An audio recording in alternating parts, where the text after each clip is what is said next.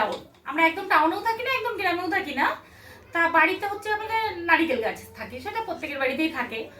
এবার ওই শলাগুলো দিয়ে আমি ঝাড়ু করি। যেমন তার দিয়ে দড়ি দিয়ে আমি বাঁধতে পারি না, তা আমি এই যে বোতলটা এরকম করে ঠিক কাটে নিই, এই বোতলটা দিয়ে করি। দেখো এই যে এইভাবে আমি বোতলে শলাগুলো সেট করে দিলাম।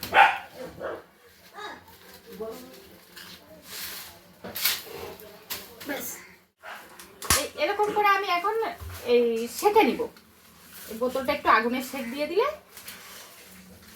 ব্যাস হয়ে যাবে, টাইট হয়ে যাবে।